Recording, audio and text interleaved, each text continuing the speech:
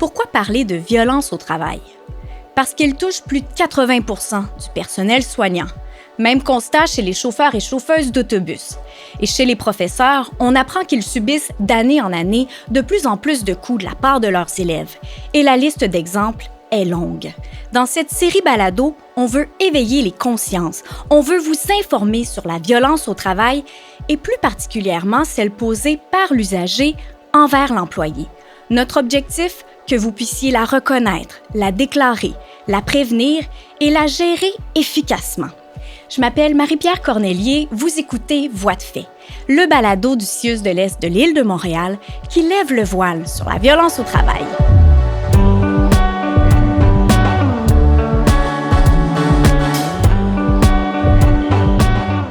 Pour ce premier épisode, on reçoit l'expert et psychologue Stéphane Gay. Salut Stéphane! Bonjour. Merci d'être là. Plaisir. Comment tu vas? Très, très bien. Tu vas bien? Good. Tu portes plusieurs chapeaux, Stéphane, mais aujourd'hui, on te reçoit en tant que directeur du Centre de recherche de l'Institut universitaire en santé mentale de Montréal, c'est au CIUS de l'Est, et tu y co-diriges le Centre d'études sur le trauma. C'est un milieu de recherche, de clinique et d'enseignement multidisciplinaire qui est dédié aux problématiques découlant des événements traumatiques. Bref, tu es un expert de la violence au travail, n'est-ce pas? Oui, ça fait une bonne quinzaine d'années que je l'étudie. Et pourquoi, justement, tu t'es investi, dans ce domaine-là? Pourquoi la violence au travail? Pourquoi ce champ d'expertise?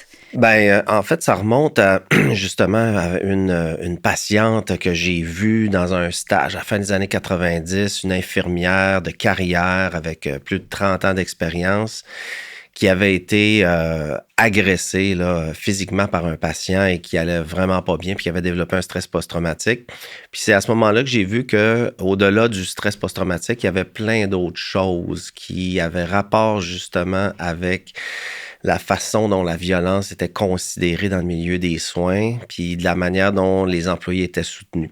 Alors donc, ça m'a amené là, à vraiment commencer à investir du temps dans cette problématique-là. Puis, évidemment, c'est un peu tabou aussi dans le réseau de la santé, donc j'ai voulu mettre de la lumière là-dessus. OK. Tu parles d'un cas, justement, où c'était violence physique sur une infirmière de la part d'un usager? Exact, oui. La violence au travail, c'est pas uniquement physique, n'est-ce pas, Stéphane? Quelles sont les formes de violence auxquelles on peut faire face? Oui, dans le milieu de la santé, puis après, on en parlera peut-être un peu plus de façon générale pour tout milieu. Mais si on y va au niveau du milieu de la santé, là, quelle forme de violence on peut faire face? Ah, il y en a vraiment plusieurs. Alors, la plus fréquente, c'est la violence verbale. Alors, donc, celle-là, elle peut se retrouver à tout moment, peut être vécue par quelqu'un, alors toute forme d'employé, que ce soit d'une réceptionniste à un employé pour l'entretien ou évidemment un préposé aux bénéficiaires, une infirmière, un médecin, un psychologue. Tout le monde peut être victime d'une forme de violence verbale, puis, tu sais, c'est probablement la plus fréquente. Et souvent, on a tendance à penser que c'est la moins grave, mais non. Quand on les questionne, les gens, après ça, ils nous disent « Non, mais c'est drôle, moi, c'est ce qui me rappelle, ce dont je me souviens le plus, c'est les fois où j'ai été menacé, verbalement, parce que c'est quelque chose qui reste dans l'air après, il y a comme quelque chose de latent, ça va-tu arriver à un moment donné? Est-ce que la menace va s'exécuter? On le sait. Alors, je pense que ça amène les gens à rester avec ce souvenir-là en tête. Donc, violence verbale, assurément, qui est souvent empreinte de violence psychologique, bien sûr. Il y a aussi, bien sûr, la violence physique. Celle-là, on la retrouve sous différentes formes. Alors, dans le réseau de la santé, c'est là. Alors, vous et moi, toi et moi, si on parle de violence physique, on s'imagine un coup de poing au visage ou quelque chose comme ça, mais des fois, c'est pas toujours comme ça. Des fois, ça peut être une morsure, des fois, ça peut être un crachat, et ça, c'est problématique, les crachats, parce que ça amène évidemment le risque d'une contamination de quelque chose, fait que ça peut amener d'autres enjeux, je dirais, alors pas seulement de la douleur, mais la peur aussi de développer quelque chose, puis... Alors, donc, violence verbale, violence physique, il faudrait certainement pas oublier le fait d'être témoin de ces actes-là. Alors, très souvent, justement, dans le réseau de la santé, c'est pas des actes qui sont vécus nécessairement en privé. Souvent, c'est devant les autres. Alors, plusieurs exemples par exemple, justement, d'une agression physique qui est faite devant beaucoup d'autres membres du personnel qui, eux, les amènent aussi à craindre de vivre ça éventuellement et ou aussi d'être bouleversés pour les blessures que ça a occasionné sur leurs collègues. Alors, celle-là, le témoin, c'est une de celles que les gens, disons, sont les moins conscients et peut-être vont avoir tendance justement à sous-estimer les impacts de ça. Est-ce qu'il est vrai de dire que c'est le milieu de la santé où les employés sont le plus sujets à faire face à de la violence au travail? C'est ce que les statistiques nous disent. OK. Et de loin, c'est le milieu de travail dans lequel il y a eu le plus de recherches qui a été fait aussi, puis qui nous amène justement à saisir, l'ampleur du phénomène en termes de fréquence, mais éventuellement aussi donc sur les conséquences. Alors souvent, le plus gros corpus de connaissances actuellement sur l'impact des conduites violentes est vraiment dans le réseau de la santé. Donc, puis dans le réseau de la santé lui-même, ben c'est sûr que c'est pas tous les milieux qui ont le même niveau de risque. Assurément, les milieux psychiatriques, donc avec des populations vulnérables, parfois délirantes, souffrantes aussi, vont avoir tendance peut-être à adopter justement ces comportements-là davantage.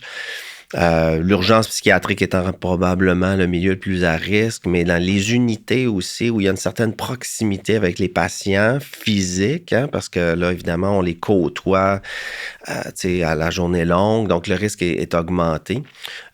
Tout comme également dans les urgences des hôpitaux généraux. Alors Oui. là aussi, il y a beaucoup de gens qui vont passer par ce créneau-là, ce passage-là, en fait, pour aller chercher de l'aide, mais éventuellement peuvent arriver, disons, en détresse et aussi parfois tout simplement très activés physiologiquement ou en douleur. Et puis, donc, ça peut générer donc des épisodes autant de violence verbale que de violence physique. Et un des secteurs aussi dans le milieu de la santé où je me dis, c'est quand même délicat, par exemple, les soins à domicile, ou par exemple, tu es un intervenant qui va seul chez un patient.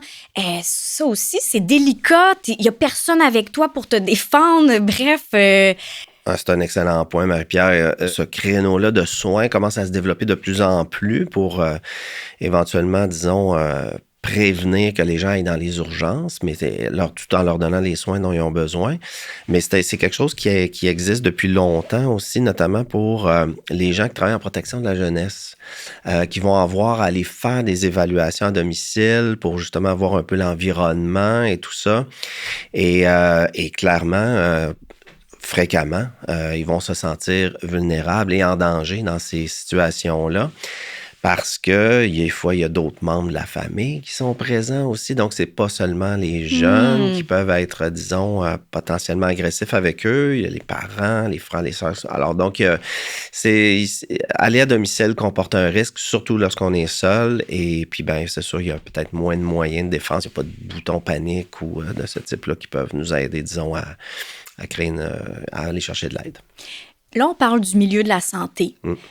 Si on s'en tient au Québec, là, quels sont les secteurs où le risque est un peu plus élevé là, de faire face à de la violence? Bon, alors, si on sort du réseau de la santé, oui. Alors on peut imaginer très bien que, par exemple, des endroits où il y a des vols à main armée, bien évidemment, c'est un acte de violence, ça aussi.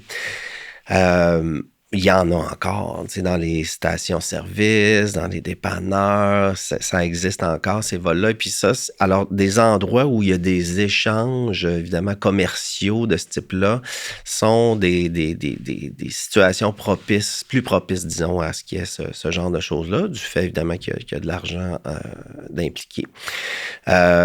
D'autres secteurs, ben écoute, nous, on a eu la chance, donc, d'étudier aussi, la chance, ou en tout cas le privilège, certainement, d'étudier ce qui se passe avec les chauffeurs d'autobus.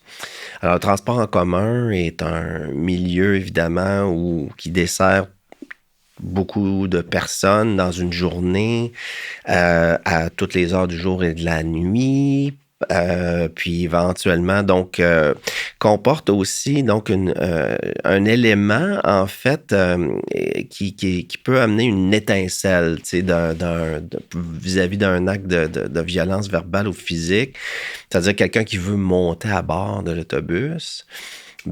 puis qui paye pas ou qui veut pas payer, alors souvent les chauffeurs vont avoir tendance à demander, à exiger cela. Et ça vient générer donc l'étincelle d'un acte de violence, souvent. Alors, puis bon, je pense que tu as mentionné les enseignants.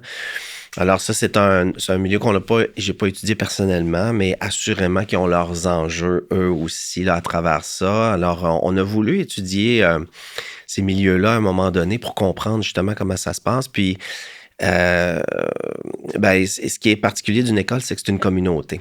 Alors, et c'est difficile pour un milieu comme ça, disons, de dire, c'est la cause de la violence, c'est les élèves versus des fois c'est une interaction avec le professeur. Qu'est-ce qui a causé quoi? Alors, c'est une autre particularité. Stéphane, j'ai envie que tu nous fasses un petit clin d'œil sur la thématique du prochain épisode parce qu'on va recevoir ton collègue. On va recevoir Steve Geoffrion, qui est ton collègue, qui est co-directeur du Centre d'études sur le trauma à l'Institut. Avec lui, on va parler de banalisation. J'aimerais ça que tu nous que tu nous mettes un peu la table sur la banalisation. Qu'est-ce que tu aurais envie de dire pour, permettez-moi l'anglicisme, teaser le prochain épisode? Tout d'abord, bonjour Steve. Mais alors Steve a étudié tout particulièrement le phénomène de la violence en milieu de centre jeunesse. En fait, maintenant, ça s'appelle les centres pour les jeunes en difficulté.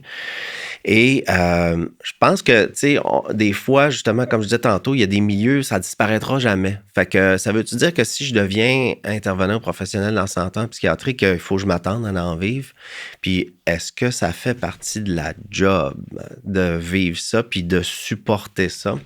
Alors ça, c'est la question que je vous amène à réfléchir. Et évidemment, tu sais, je pense pas qu'il y a aucun emploi qui devrait faire subir de la violence aux employés, bien sûr, mais donc à voir après ça. Bien, certainement. Donc, on va vous donner rendez-vous pour ce prochain épisode qui va porter sur la banalisation de la violence en milieu de travail. Merci beaucoup, Stéphane, d'avoir été avec nous. Grand plaisir. Tu es directeur du Centre de recherche de l'Institut universitaire en santé mentale de Montréal, qui est situé au CIUS de l'Est de l'île de Montréal, et tu y co-diriges le Centre d'études sur le trauma. Merci à vous d'avoir été à l'écoute. Je m'appelle Marie-Pierre Cornelier et Voix de fait est un balado du CIUS de l'Est de l'île de Montréal. Si cette émission vous a plu, abonnez-vous à notre chaîne YouTube du CIUS de l'Est ou encore à votre plateforme d'écoute préférée.